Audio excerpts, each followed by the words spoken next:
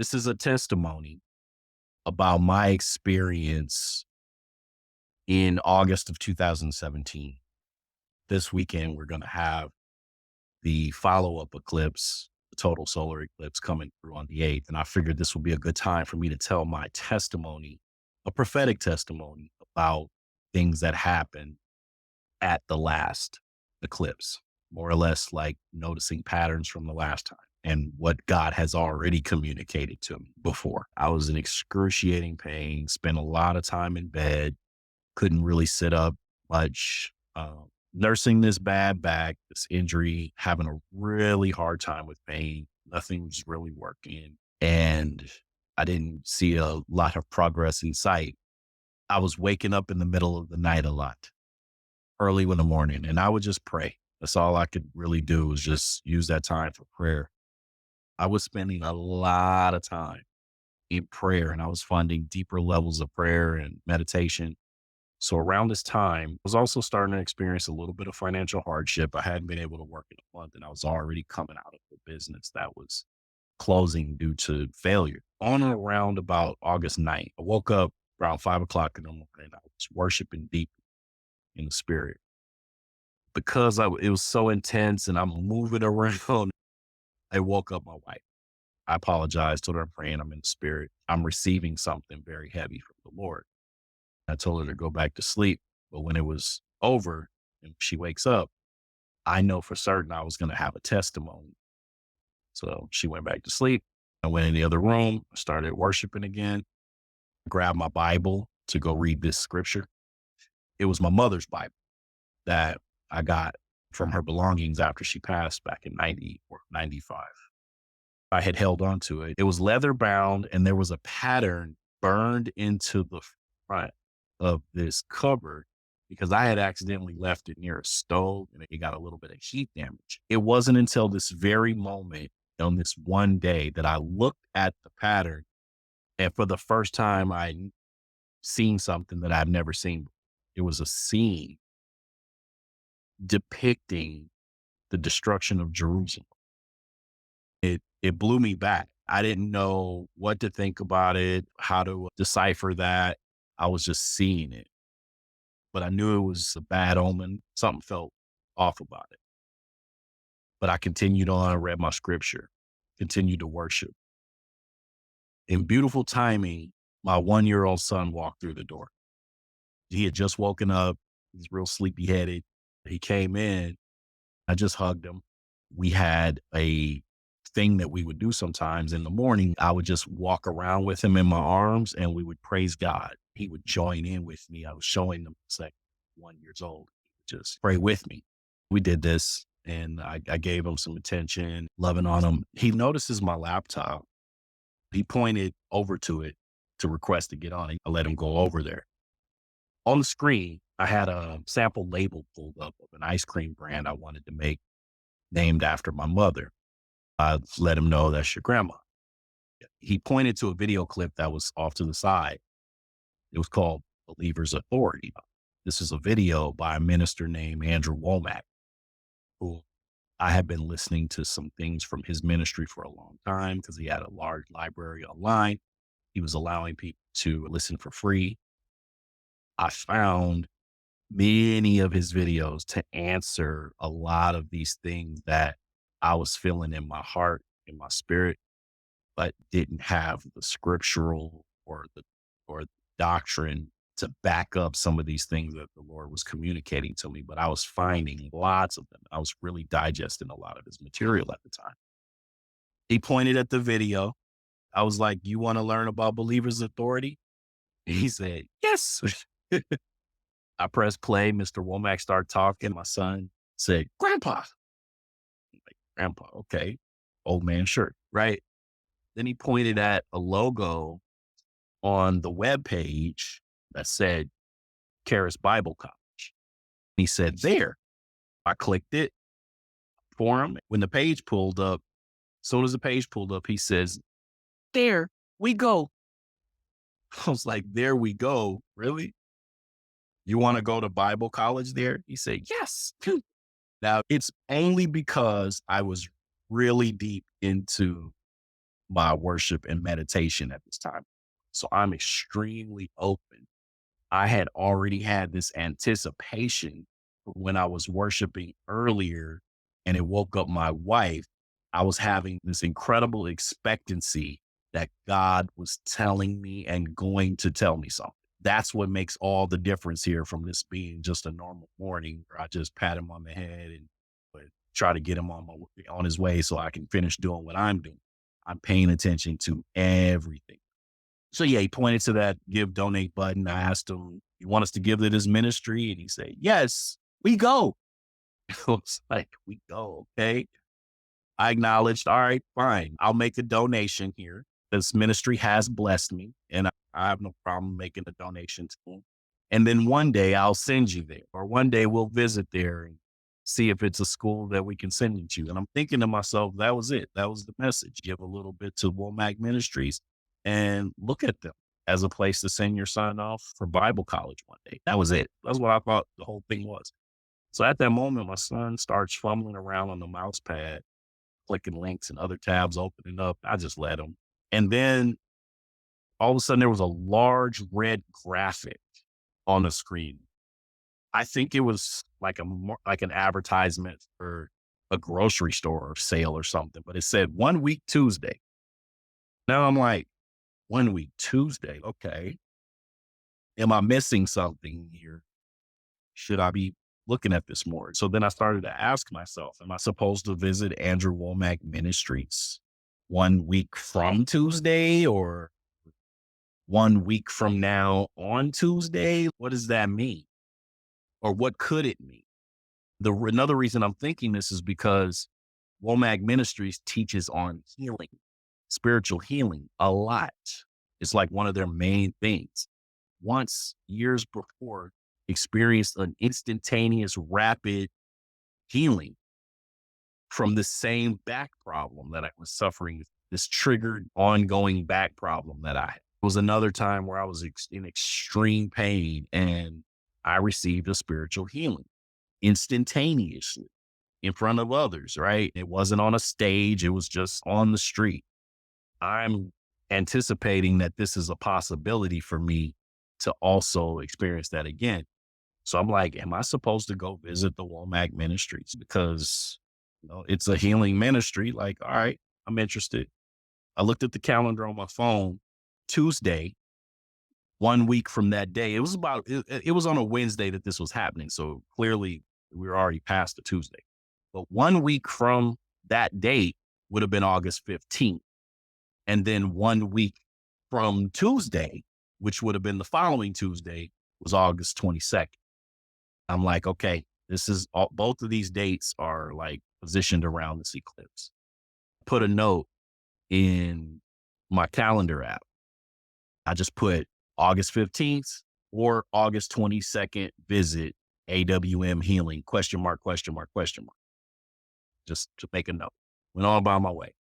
So also with me interpreting these things as having some kind of meaning, I just pondered, like, does this also have something to do with my mom's ice cream? I had been receiving a lot of like business stuff too on some things that I might need to move into next.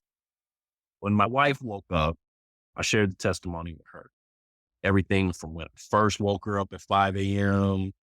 while I was worshiping, reading the scripture, the Jerusalem image on my Bible, what our son said and did in Colorado, all of it. When I was when I was done giving her that testimony, just around that time, we look over and we see our son standing by the window. It was so surreal. It was like sunlight shining through on him while he was standing there in his little diaper. He just starts doing a military style drill. And in a chanting cadence, he's like, Putin march, Putin march. I'm just blown out. I just freeze. I look over at my wife, my mouth's wide open. She was like, what did he say? I turned to her and I was like, wide eyes. I was like, he said, Putin march, Putin march. She asked me, like, what does that mean? I started to explain to her, like, the only Putin I know is Vladimir Putin, is the leader of Russia.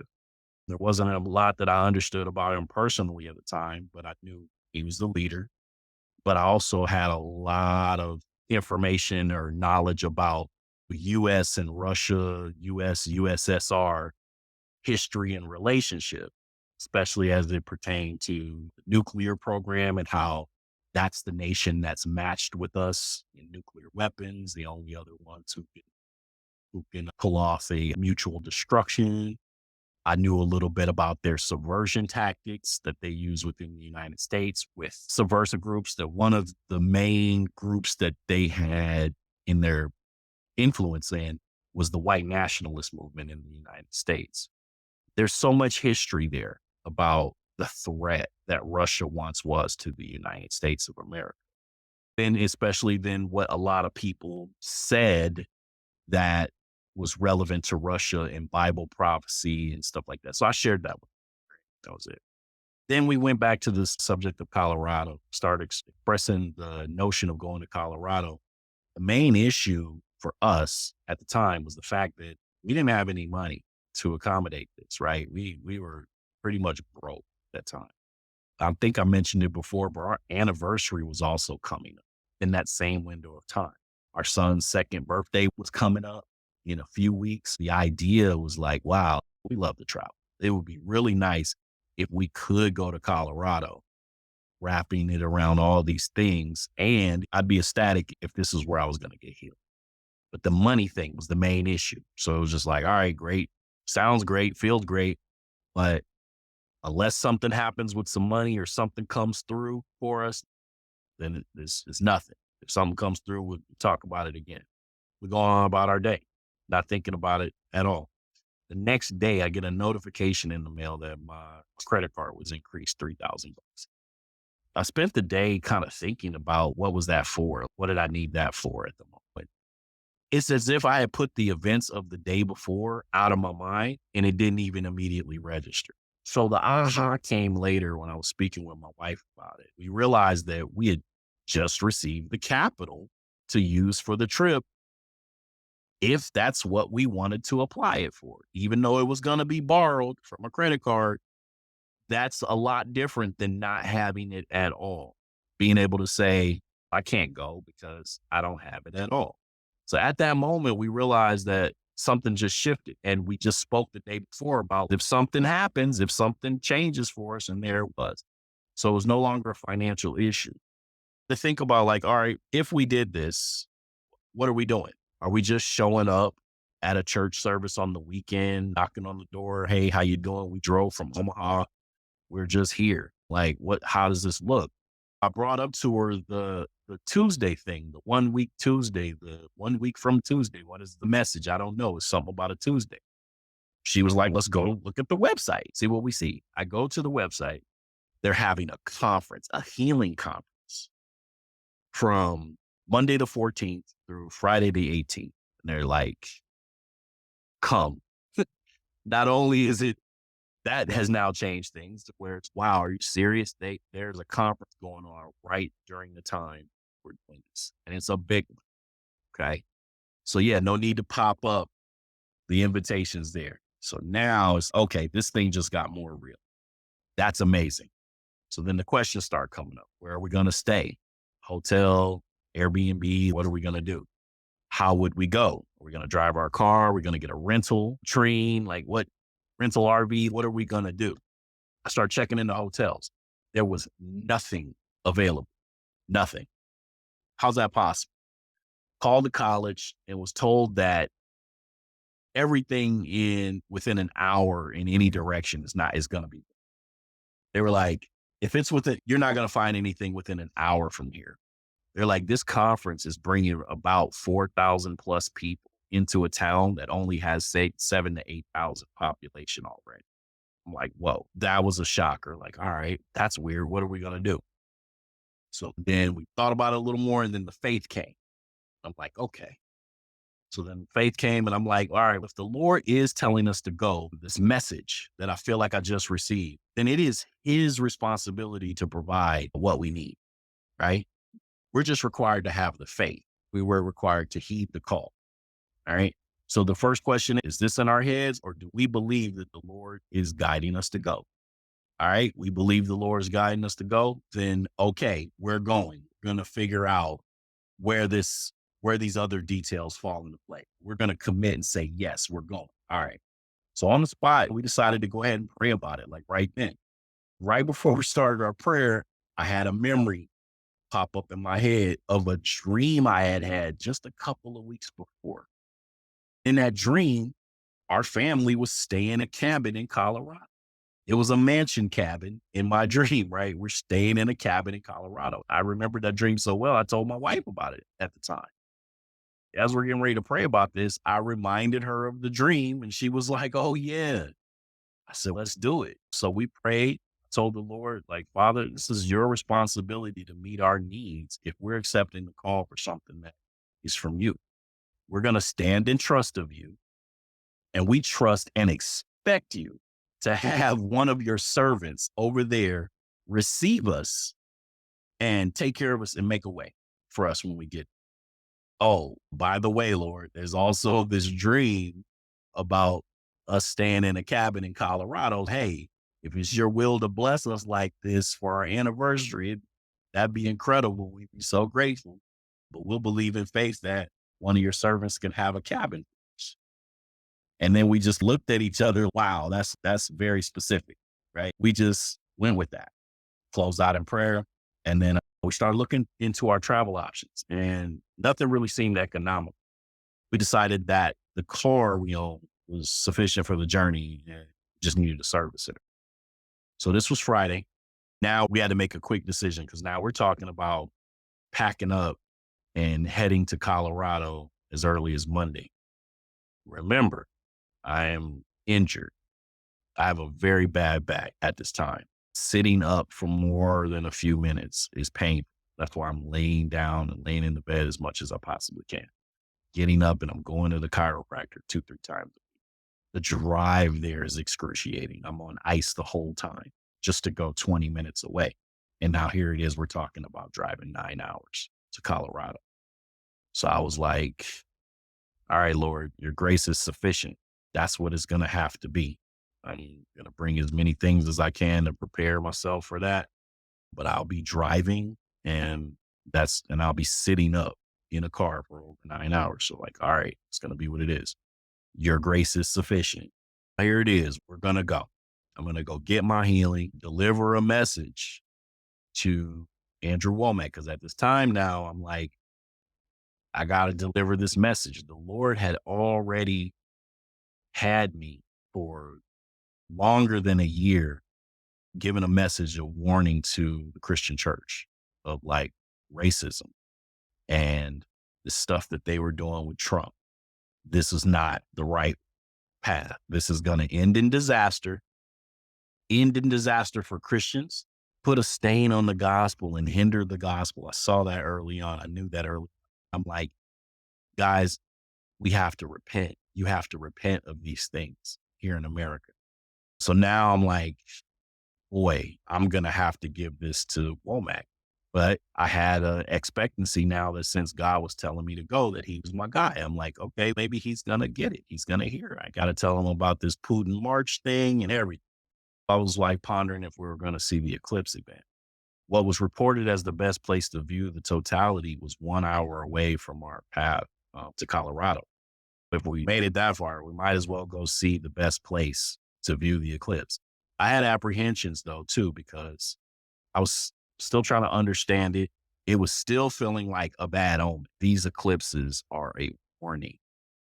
I remember specifically the image that went across my mind as to what was so bad about it was I had pictured the reaper swinging his sickle across the country. I just kept feeling like these things of like grapes of wrath. It was all judgment. I don't know if we're even supposed to look at the thing or not, but we'll find out if that's what the Lord has for us. All right. Get our stuff together. And before the weekend or before the end of the weekend, I feel like we need to go back to our old church. This church is a church where we experienced a lot of hurt from due to the fact that they had really shunned us and really shunned me for sounding the alarm about all of this stuff. Christian racism, Trump is just the over focus on politics, stop mixing the gospel with Republican politics. It was so much. And it was just so offensive to these people. They couldn't take it. They shunned us. Now, this was 2016. This was well before George Floyd. The biggest warning I had was about Trumpism. Me and my family, we went to 2 Trump rallies when he was running for president the first time. We got our messages about him through the Lord, and I wanted to go and meet him and look him look eye to eye and shake his hand. We went to 2 Trump rallies. We walked a mile down an airport runway with two little ones in tow in a stroller, a 3-year-old and a 1-year-old. I did the work, and I felt it was my message to tell everybody what was going on, and they rejected it all the way through. Needless to say, there's a lot of hurt there, a lot of bitterness from that experience. But in preparation for healing, I figured I needed to get to a place of, I'm going to go back over here and I'm going to face the people who I had these experiences with. All I'm concerned about is just looking to forgive and looking to love. Just connect with old friends if they'll connect. That's it. But I felt it was important to try to work out some of that bitterness that was in me. Why not go back to the church where it all transpired? We walked in on Sunday, 13th. The first thing I noticed was when we walked in, the guy greeted me at the door. This guy that greeted me at the door, I'm not going to say his name, he was one of our former neighbors. We lived in a ministry house. We lived in a house owned by the ministry as part of a neighborhood called Lighthouses. We were living in this neighborhood as a ministerial family. He was one of our neighbors. This guy used to have psychotic episodes in the middle of the night. I was convinced that he was demon tormented. Come to find out, he'd be in the middle of the night screaming and breaking stuff. And we'd look over, and I first started noticing like busted up furniture on the sidewalk. And his mother was putting out furniture that this guy was breaking, and it kept happening. I noticed that, just pray about it. And one day she showed up at our door. She was out of it. She couldn't even really speak. She was just crying and screaming, crying and screaming. So we calmed her down and prayed with her and had her over the house, gave her something to eat, something to drink. She stayed with us like that whole afternoon. She was just terrified by what was happening with her son. He was a grown man. I spent a lot of time praying for this dude when we lived there, but I was intimidated. Like I didn't want to really deal with all of that. But one day I did. I didn't do perfect obedience, but one day I did. I saw him walking and I picked him up and took him for a ride. While I was giving him a ride, I ministered to him the whole time. He was squirming. He wanted out. He did his best to cut that one short as possible and scurried out of my truck. He did a lot to avoid me from that time on. Now, on Sunday, August the 13th. So all those are things that all happened in 2015, 2016. But now, 2017, I'm walking through the doors of my former church and he's a greeter. And this dude looks totally different. He looks brand new. He looks healthy now. Looked like a different person. He's smiling, got light in his eyes. And I was just like, wow, hallelujah. Thank you, Lord. That's not the first time I've had that experience, but that was good to have that again and see that even though we left this church villainized, here it is, I'm coming back and the Lord shows me fruit of the work that I did when I was with the church. So it was just like, here you go, son. So it was cool. We walked in, it was a lot of old friends there that I saw, but it was like people were looking at me like they saw a ghost. I just tried to brush it off a little bit and just went on about my way. One of the pastors was preaching. He was a contemporary of mine at the time, but he moved on to become head pastor of the church. He's preaching, he's talking as we anguish over the events that happened yesterday. We're all feeling like this. We're all gripped. I'm sitting there like, events, anguishing over events. What events? What happened? Remember, I'm on a media fast, right? So I'm not watching any news. Anytime I get on the internet is very specific. to look up something or whatever. I'm not seeing any news. Unite the Right happened in Charlottesville, Virginia the night before. Everybody got to see all of that on their TV screens the day before, and reality came slamming into their reality. Now, here they are the day after in this church. They're having to announce this, and who walks through the door but me? The guy. Now I understand why they're looking at me like they saw a ghost. The guy who didn't get treated so well because essentially they pulled out, it's a term called the 4Ds. They try to dismiss you, right? And if that doesn't work, then they discredit you.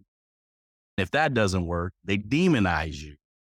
If that don't work, somebody's going to try to destroy you. It did actually go that far during this time. We had experienced death threats and a credible attempt on an arson plot to burn our house. They tried to label me as a racist. They said I was devil deceived. It all starts though with just pray for the brother. We love him. Just pray for the brother. He's having some issues. And that's the discredit or that's the dismissal. But yeah, I had seemed to go as far, made it all the way to being demonized. So now people are trying to say that I'm a racist and that I'm being deceived by the devil to focus on the wrong things, the color of Jesus and race and color. I'm the bad guy because I'm pointing out what I see. So here it is, vindication almost. I'm back here. This is what's going on with them. This is what's happening during the media fast that the Lord put me on. I've been paying attention to Nazis, skinheads, white nationalists, terrorists, Ku Klux Klan, ultra-right politics my whole life almost as an adult, 25 something years. I'm paying attention to this thing. And in the month that the Father tells me to turn off the news, this is what happens in this manner. It was incredible. I spoke afterwards. I spoke to a couple of guys who were around, hugged. I definitely didn't have any I told you so's on my tongue or nothing. It was in their eyes. They could see it. And I was just hoping that somebody would say something. It's okay. The Lord's got my back. The next day, after that experience, we packed up, started driving to Colorado with no hotel accommodations. At this point, there's nothing. We've explored everything from getting an RV, whatever, and there's nothing. We're just like, all right, we're just going to go. Okay. Lord, you're going to open the door for us for who's going to receive us in Colorado. So we take off. We get in Colorado about 4 a.m. We checked in somewhere in Colorado Springs, I believe. It was about an hour away from where we were going. We just paid for a couple of days stay. We got some sleep, woke up. The place was just horrible. It was horrible. Right? So I went. We were like, yeah, we can't stay here. We need to just go. Right. So I asked for a refund. We wrestled with them a little bit. We got our refund back. We headed off to the Bible college where the conference was at. So we're driving up. Once we head out of Colorado Springs, first of all, Colorado's just beautiful, period. But man, when you start to get into some of these mountain towns and stuff like where we were at, it was beautiful is just not the word for it. It was stunning, stunning. And we're heading up into the mountains, 8,500 feet elevation, right? To a town called Woodland Park is where this was all at. Very wealthy homes, privileged community. Everywhere we're driving, there's like nice cars, boats and motorcycles everywhere. You could just see the leisure. The looks and the vibe and the feeling we were getting from the people around us wasn't what you would want to see right away. So it's okay. All right. I noticed. And as we're driving and just looking at this beautiful landscape, even the Walmart was gorgeous. Had a just most beautiful Walmart I've ever seen with a mountain as its backdrop and trees all over the place and super green. As we're driving, I'm just looking at I'm taking all of this in. Whenever I'm in areas like this, I can't help but I just start, you're looking at a mountain and half the mountain has a few homes on it. And you're just like, between that home and that home, that's your part of them. You own all of that. Whenever I think of land ownership in this country, I think about the wicked history of land in America that's not addressed. It's generational land that's been passed down and used for so many things and wealth.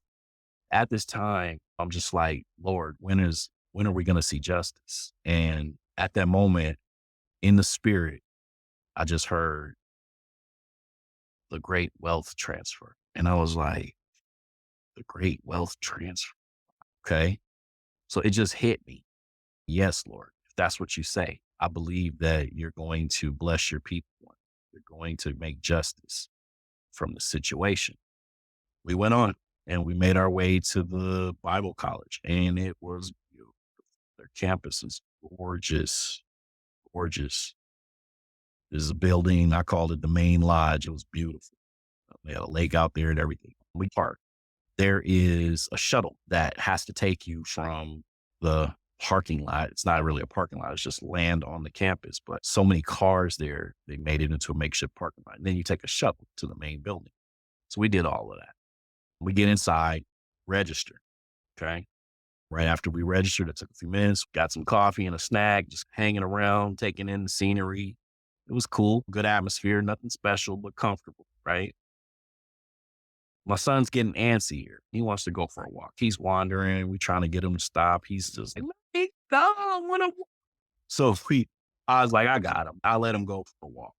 I just let him wander the building. I didn't try to direct where he's going. It's like he was in the front, behind him, just let him go. He's walking through the halls and he's looking at people.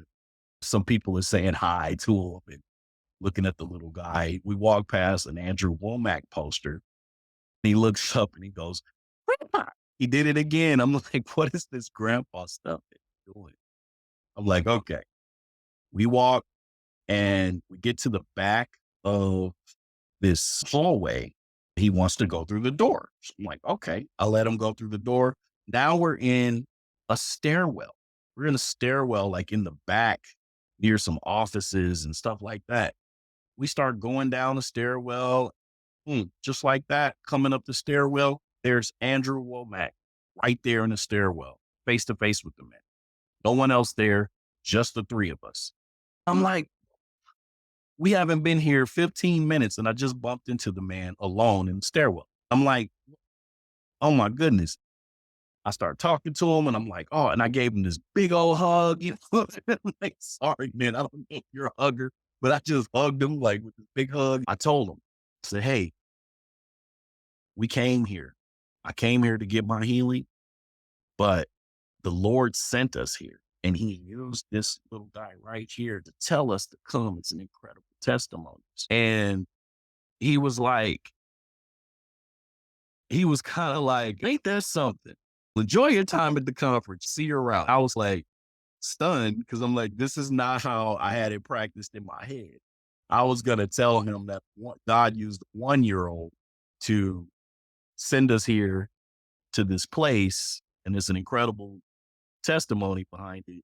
And that's where he was going to open up and we could talk. And it didn't go down like that. He was on his way somewhere and that was it. I didn't say anything else. I didn't grab his attention. No, no, no, no, Mr. Womack, I need you to listen to me and talk to you about something. Can we please talk? Nothing, nothing. I just let it go. Oh, maybe this isn't the timing. I don't know what I was thinking. It could have been a lack of confidence. It could have been just thrown off.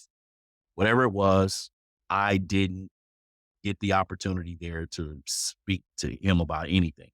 So I assumed that since that had happened so fast, we had just got to the building on day one. We haven't been there 15 minutes. I just bumped into Andrew Womack. Then I'm just thinking that's how it's going to be throughout the conference. Nope. That's not how it was throughout the conference. I didn't see him nor ever get a chance to say anything else to him the whole time I was there at the conference. That carries a certain thing for me that I didn't complete that. I go back and I told my wife what just happened, that I met Andrew. She was like, what did you say? And I told her, and I'm like, man, we didn't get a chance to say nothing else. And I don't know. So that was, we pondered over that. Later in that day, we just went on and continued through the conference. We ended up at a workshop.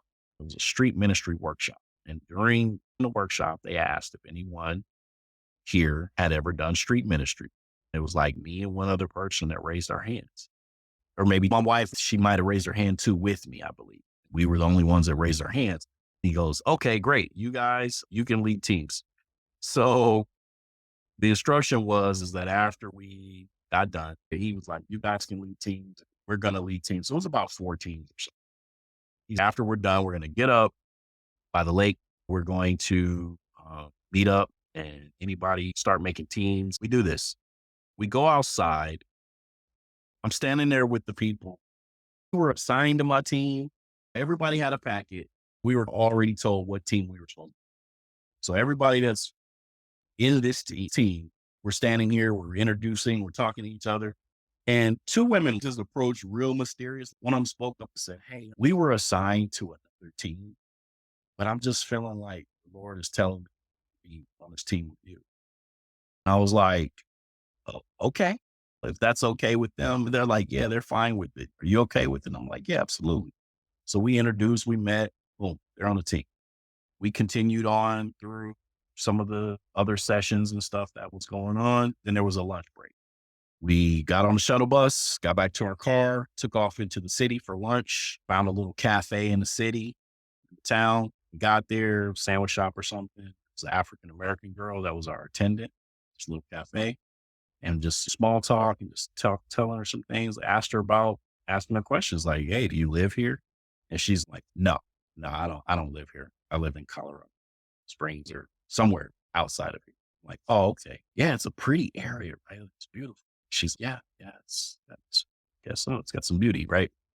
So how long you been working here? She tells me that. And I'm like, yeah, how do you get treated up here? How do you? She just had this look on her face and we're familiar with that look. And she was just like, yeah, hey, like she did not want to say her opinion on the people. I got the hint, but she expressed that she's not a fan of the area. Okay, that's very interesting. We had our lunch. We got together. We checked out a couple other spots. Then we go back over to the campus.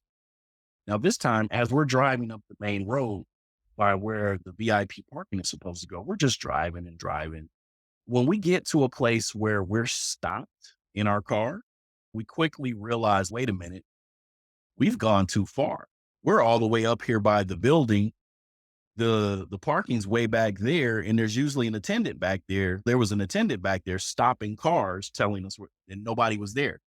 So we just made it all the way up to the building, and I'm sitting here, oh man, should we turn around, go back? Then all of a sudden a car backs out of a parking spot and takes off, and it just opened up right in front of us. My wife is like, get that. So we pull into the parking space, and this was right in front of it, directly in front of the building. There was only 5 other parking spots next to this one that would have been closer to the door. This was the 6th closest parking spot we could find to this building. Because I noticed this is incredible. Thank you, especially with my back. Thank you. We go on, do our thing, go to another session. There's another break around 3:45.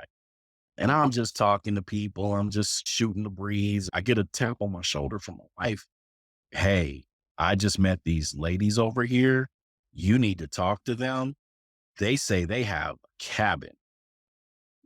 They have a place to stay. They have a cabin. They can get us in there, but you got to talk to them. I'm sitting there like, what? I turn around. It's the 2 women who had previously approached me before, saying that they felt the Lord was telling them to switch teams and join my team.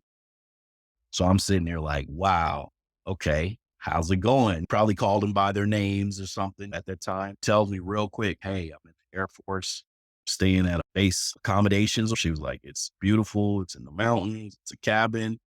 They got a trout lake out there. She's like, I can get you in it for $60 a night. And we just look at each other.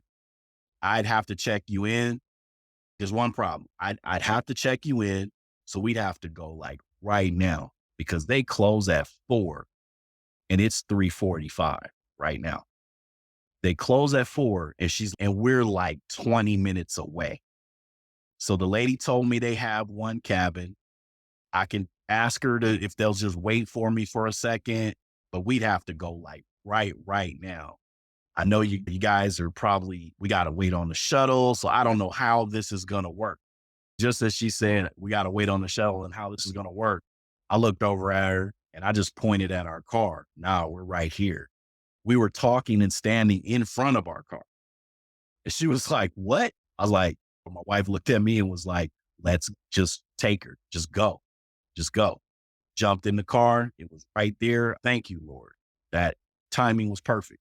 Jumped in the car, went, got the cabin. It was beautiful. It was in the mountains, secluded, beautiful trout lake out our window. We had log furniture, beds, fireplace. It was so beautiful. We enjoyed ourselves. She got us that room. We were booked from there till Thursday. She was like, "We leave Thursday, but Friday morning, I could just check in again, maybe, and then stay and whatever. So you guys can stay the whole conference." Like, thank you so much. So that worked out. That was a good thing to happen to us. We enjoyed our night, went back to the conference the next day. That was the day we did our street ministry. It was beautiful and problematic at the same time. We were at the conference again. That whole, I need to talk to this man. I need to talk to Wommack again. But how's this going to happen? How's this going to? Where's the door going to open? We're watching one of the sessions, and during one of the sessions, he made a comment. He starts talking about politics, election, but he was tiptoeing into it. Didn't really say much. At some point, they brought up Trump. Crowd started moving a little bit, and he goes, "I like Trump. They don't like him. They all over that man, but I don't know. There's just something about him. I just like Trump." And man, that about floored me right there because I'm like, "Oh, great." Now, should I have already expected that? Yeah. But at the time, I didn't know what was happening. I was under the assumption that God was going to send me to speak to somebody. Maybe this somebody was an open ear, but it would make sense. Like, why would God send me to somebody who's that open? Maybe it is somebody that you'd have to contend with. I was a little bit thrown off from that. And we had just actually made a very considerable donation for us to that ministry. It just affected me in ways that it probably shouldn't. And if I had to have my armor on, my spiritual armor on more at the time, it wouldn't have affected me so much, but it did. It really did. That was like one of the first negative pegs of of this experience. We go on, we're out day two, one on lunch break. We're checking out the community again. We went by a thrift store, beautiful store, found some things. But while we were there, there was a young African American kid there. He probably 19 ish. Start talking to him. Said, "Hey, man, how's it going? You live here?" "Nope." "I don't live here. I'm driving here." "Okay. What you think about the area?" "It's pretty beautiful up here." I was like, he was the same way, but he was more direct. He just shook his head side to side. And he was like, "Nah, I don't like it up here at all. I, I really just come to work and get out of here." He's like, "No, man, it's just, no, it's not welcoming." I was like, "Okay, all right." I'm looking at him. He's a young black kid, but I can tell you seem like square. You seem to have your head on your shoulders and you seem like a decent kid. And you can't get no love up here. You can't get people to be neighborly or whatever. So that was the second thing. We go to a park right after that. And while we're in the park, our kids are playing. Beautiful park, right? All of a sudden I hear somebody yell. He starts yelling at his kids. He yells their names out. It's, "Kiddo, we're leaving." It was just this overemphasis, like, really? I'm like, what's going on with this guy? I look over and he's wearing all black. He's a white dude wearing all black, shaved head, Doc Martin boots, tattoos all over. I was like, did I just see a swastika on this dude's arm? But I'm not interested in staring at the raging guy over there at the moment. So let me just look away. He goes down, he gets his kids, comes back up, he's filming and he's storming up And when he went to get his kids, I noticed that they were near our kids. I'm sitting there. Am I seeing what I think I'm seeing? Am I witnessing a Nazi in the park, a skinhead in the park, losing it because there's some coloreds here? Is this what I'm seeing? Please tell me this isn't it. Sure enough, he walks up. He is furious. I'm looking around and no one else seems to notice this odd behavior from this odd looking person in this park, right? As he's walking, I look over, boom, right there, right on his arm, big giant swastika. He was wearing a short sleeve shirt and it was on the open part of his skin. And I'm like, okay, so just a guy with a swastika can just walk around here in this place. Got it. Okay. Interesting. We go back to the conference. I'm like, man, now that's shaking me up. Now I'm starting to remember all the Confederate flags I'm seeing all over the place. Like, right? Oh, okay. This is Colorado, but I've seen several Confederate flags in this community. What's up with that, dude? This ain't the South, as far as I know. This has been part of my ministry, so I noticed what I noticed. We go back to the place. Mind you, I've already noticed like the majority of the people that was working for this ministry were beautiful. They had the right attitude. They were decent, helpful, and everything. But I did notice a few who had that ability to be beautiful one moment, but then when you're in their face, that beauty drops from their face. They're looking at you as if they're not understanding and recognizing that you're a child of God and that they don't look like a child of God the way they're acting to you in that moment. It's really, we've experienced these things so many times. I noticed that there was a couple of stinkers in his group. I see you. I see your problem. You're not here being ugly to everybody. But there was one in particular, a woman, man. I was just like, keep your distance because this one here, she's something else. I remember going through the day. This is the comparison, the juxtaposition that made the Nazi in the park thing even more amplified. It's like the Lord just amplified it for me. There was one of the ministers on stage during one of these sessions. He's preaching, he's talking, telling stories and giving testimony. He mentioned there's some part of his story where I'm hearing him and he's talking about like some gangbanger looking dude who was in the community once.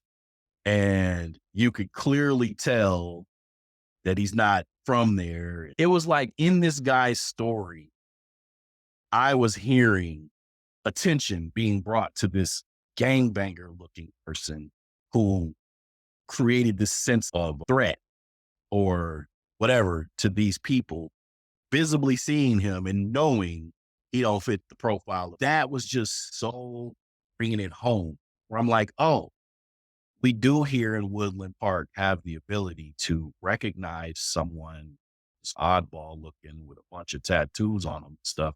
And we do have the ability to look at them and determine that something is very off with this person and how they don't fit in this community.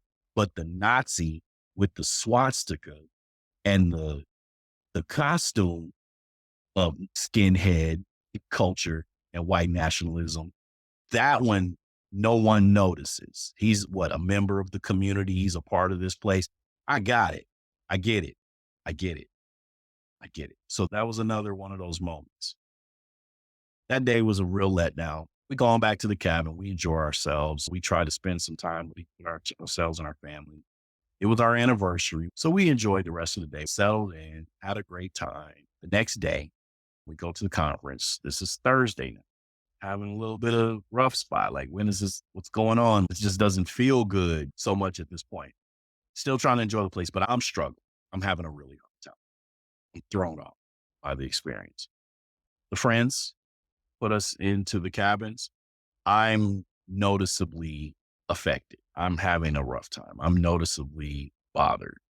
I'll go maybe as far as to say I even let the enemy attack me. I'm not sure. I wasn't happy at this point. That had an effect on her. She kind of like cautiously rescinded the invitation to stay an extra day at the cabin. So it was more or less, okay, we're checking out and you're going to have to check out too. Okay. Thank you so much for giving us the space. Appreciate you. Thanks. Keep in touch, everything. So this Thursday at the conference one night, up until now, everything's been great as far as comfort with the kids is concerned, right? The kids have had a good time. They're meeting other families. They want to be at the conference. They want to go. Can we go to the conference now, please? They want to go join their friends. And it's been great for them. That was a grace from the Lord because that was a concern. Man, are we going to get to this conference and these children are just going to drive us nuts because they're not comfortable. Complete opposite. It was there.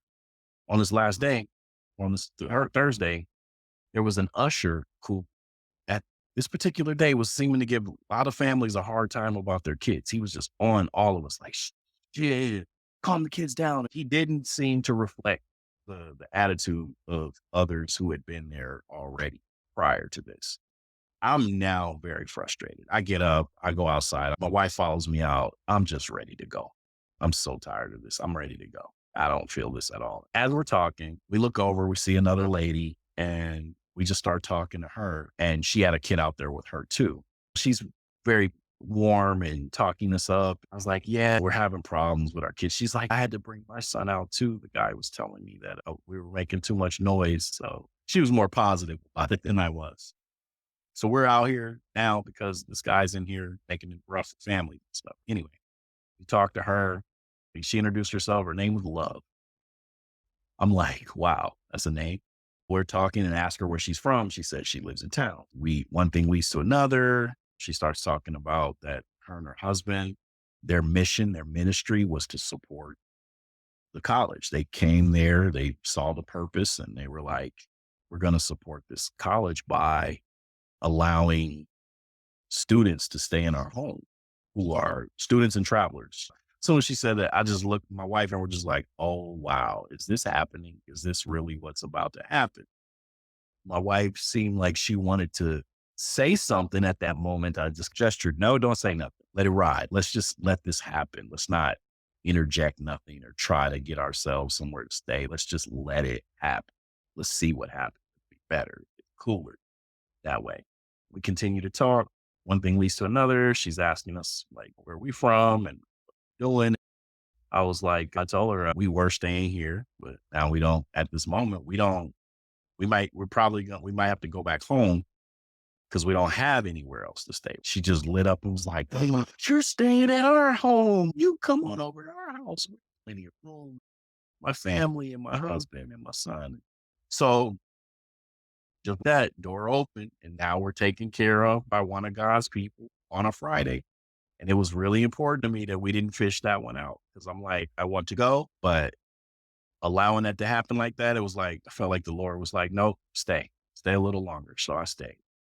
We kept talking to her and she started sharing more about some of the things that they were doing in town. They did some door to door ministry and other things. When she said door to door ministry, I was like, but yeah, how long you been here? And how do you like it here? And it's a beautiful place. How do people treat you? How are you treated here? Something to that effect. How do people treat you? How you treated? In that moment, she was like, and her voice started shaking. She continued to try to tell me or get it out of her mouth of how she's being treated. And she burst into tears and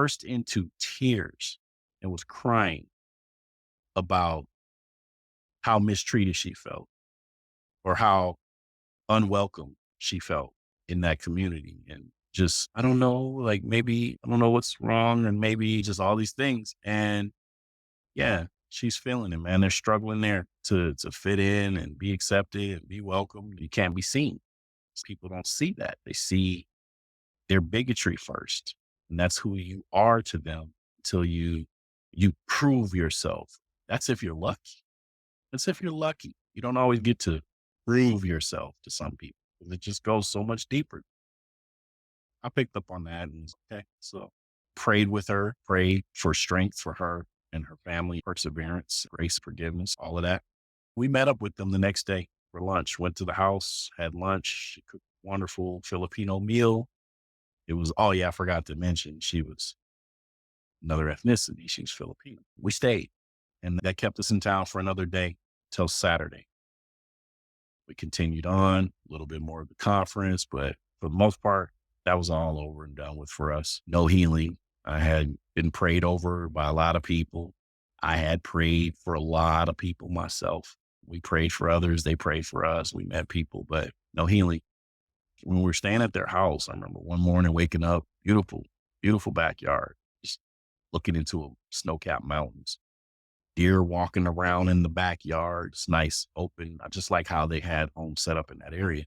But out her back window, there was a king of the hill kind of house.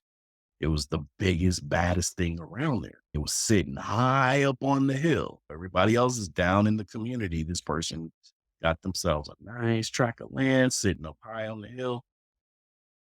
From a flagpole in front of that house, big professionally mounted flagpole, I saw the biggest Confederate flag I ever saw flying from anything. I'm like, are you serious? If I lived here, this is what I'd have to wake up and look at every day is this cabin castle on the hill with a big giant Confederate flag flying from it. I'm like, man, this place is too much. This place is too much. I asked her about that. She was like, yeah, I don't think she knew what it meant. I was like, do you know anything about that flag? She was like, no. So I was very cautious on just not trying to say too much or fill anybody up with things that I know, but I don't think she really knew what it meant. So we just went on and just enjoyed the rest of the evening, got to know them well, talked about many things, found a fellow traveler. She had a little more insight into the vision of Revelation. It talks about the New Jerusalem coming down from heaven, and I shared many things. So it was beautiful because we had a chance as families to share testimony and talk to each other. It was great. That was a great part of meeting. So we left Saturday and they were like, you can stay longer. We're like, nah, we got to get going. We have to get going. We're leaving. Stop by the Walmart, get some things, get the car checked out before we go. We go into the store. There's a young couple having a fight, like teenagers. They couldn't have been older than 19 years old a piece or something. They're fighting like they're arguing with each other like cats and dogs inside the store. I don't have time for this. I want to go on about my business, right? I want to ignore this. We go to roll past them. My son points to them. He goes, there, go there. And I was like, no, I don't want to go. I don't want to go there. So we listened. We just engaged them with peace. Can we talk? Anything we can help with? Can we talk? And we separated them. And I took the guy, my wife took the girl, kind of split. And I'm talking to him and my son is in the cart and he's at some point after talking, son is there, there, there. And he points over to where my wife is at. So we go over. It was beautiful and amazing. And one thing led to another. And that brought faith out of me. That just unlocked me out of my selfish thinking or whatever I was on at the time. I started praying for him, talking to him and ministering to him and remembering who I am and coming out of this funk. And when it was all said and done with, we came all back together. They were cool now, our wife, and she tells me, so we share information, we split our way, we go our separate ways. And she tells me that I prayed for that girl to receive Christ. I was like, what? She was like, yeah, she received Christ. I was like, right there? She's, yeah, I was like, that's what he was doing. I was like, he picked up on that because he was over there praying for power in the name of Jesus for y'all. Wow, that was incredible. So we left there. On the way out of the place, now we're literally ready to leave the city. Grab this like local newspaper and I take it. Didn't pay much attention to it. We leave. We drive. We head out. Goodbye, Colorado, right? We head out. We're gone. Sometime in the evening, it was nighttime. We stopped to get a bite to eat. We were already back in Nebraska at this time. I'm just pondering the whole experience. Man, I went into this place like Jonah trying to deliver a message and didn't deliver it. I'm like, what's going on with that, man? Came out hat in hand, just feeling all funky about the experience and bitter, weird thoughts and feelings. And we come to this diner in the middle of Nebraska. And once again, we go in, the people are just like, yeah. Most of the people there were just like, yeah. Our server wasn't really great. She had the yuck. We sit down in the restaurant, the people around us had the yucks. And I'm just trying to like keep it together and enjoying my family and my daughter. She was just so vibrant, beautiful, and just talking and having a good time. But she is very intelligent and very much like her dad. Something happened to where our waitress, she was being real crappy with us. And she was being so crappy where you're like, I don't want to leave this person a tip, but I have to. Like, you're treating me like you don't think you're going to get a tip or whatever your problem is. But your service is so horrendous. I don't want to leave a tip, but I have to. I have to because I'm Black and I don't want to be part of no stereotype of Black people don't tip and all this other crap. I'm just going to leave you a tip. And something happened where she comes to our table and she's just, oh, great. Like, she looked over and the guys who were not being so cool to us didn't leave her a tip, told her she was horrible or something like that. So she was all distraught about that before these gentlemen left. I didn't like how they looked at our kids. That's how you're gonna trigger me. Start looking at my kids a certain way. They're just too beautiful.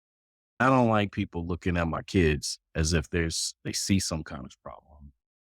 I was feeling this anger boiling up in me while this restaurant. We were talking about the Eclipse and something very upset. I'm having such a bad night. So when I went to pay, I almost just doubled what our ticket amount was and just put a tip of that amount and put on there, God bless you. Hope your night gets better. Gave it to her. I don't know if she even looked at it or not, but there was definitely no acknowledgement in the moment that we just gave her a big tip. It went on about my way. But one thing that was interesting is, and it just, the words just finally came out of me. It's like, God is going to judge this wicked place. I know they heard it because they just kind of like glanced over for a little bit and froze up a little bit. And my wife's looking at me. Did you just say that? Yes, I did. It had to get released. I'm like, God is going to judge this wicked place.